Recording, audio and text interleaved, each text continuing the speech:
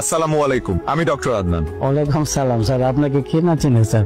আপনাকে দেখে তো বেশ সুস্থ মনে হচ্ছে। কি সমস্যা আপনার? আল্লাহর রহমতে আপনার চিকিৎসা আমি সম্পূর্ণ সুস্থ স্যার।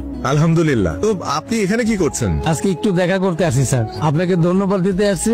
আপনার জন্য খুব ভালো মিষ্টি নিয়ে আসছি sir. Thank you so much. আসলে মিষ্টি খাই না, তারপর আপনি এনেছেন, আমি খুব খুশি হয়েছি। কার কাছে লাইছো শেষ না কেন? একটু পরে বুঝবেন কার কাছে নিয়ে আইছে। স্যার আপনার জন্য আমি নতুন জীবন পাইছি। স্যার আপনি পা ধরে সালাম করতে চাই। না না প্লিজ এগুলো করবেন না প্লিজ। দেখুন আমি একজন ডক্টর, একজন সেবক, আপনাদের সেবা করা আমার কর্তব্য। ডাক্তার সাহেব, আমি এখন তাহলে কি ওষুধ খাবো? আপনাকে আপাতত কোনো ওষুধ খেতে হবে না। আপনার যেটা করতে হবে সেটা হচ্ছে মানে আপনার জীবন যাপন চেঞ্জ করতে হবে। আপনারা জানেন একজন রোগী সুস্থ হওয়ার পিছনে তার সবচেয়ে বড় ভূমিকা কি? জানি ম্যাডাম, মনোবল। Very good. ওনার পেশাটা মাপো তো, কি অবস্থা এখন আপনার ছেলের? খাওয়া ঠিক মতো করে? রিপোর্টও ভালো। তুমি ফাইলটা মাপো। কি অবস্থা চাচা, কেমন আছেন? শ্বাস নিতে কষ্ট হয়?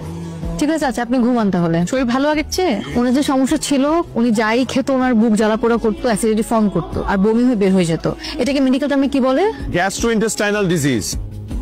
The clinical symptoms of this disease are abdominal pain, repeated diarrhea. আমার কথা তাহলে তোমার মনেও পড়ে? তোমার কি মনে হয় মনে পড়ে না? মনে পড়ে না। পেশেন্ট দেখতে আসছিলে নিশ্চয়ই, হুট করে আমার সাথে দেখা হয়ে গেল। তার মানে তুমি কি বলতে চাও, প্রফেশনাল লাইফের বাইরে আমার পার্সোনাল লাইফ বলে কিচ্ছু নেই? তোমার সাথে পরিচয় হওয়ার পর থেকে তো তাই দেখে আসছি। ম্যাডাম, তাহলে আমাদের প্রেম হলো কিভাবে বলেন তো? ভুলে গেছেন?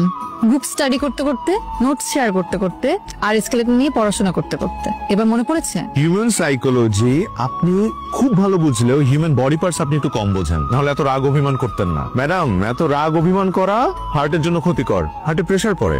আমার হার্ট নিয়ে আপনার এত ভাবতে হবে না, আপনি আপনার পেশেন্টের হার্ট নিয়ে ভাবে।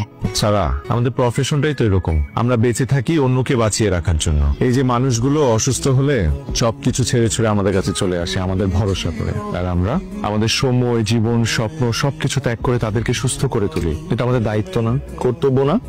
আমি জানি তুমি তোমার প্রফেশনে কতটা ডেডিকেটেড, এটা আমার চেয়ে ভালো আর কেউ জানে না। I always feel proud of you. আমার আর কিচ্ছু লাগবে না, আমাকে শুধু ভালোবাসলেই চলবে, বাকিটা আমি সামনে নিব। চলো।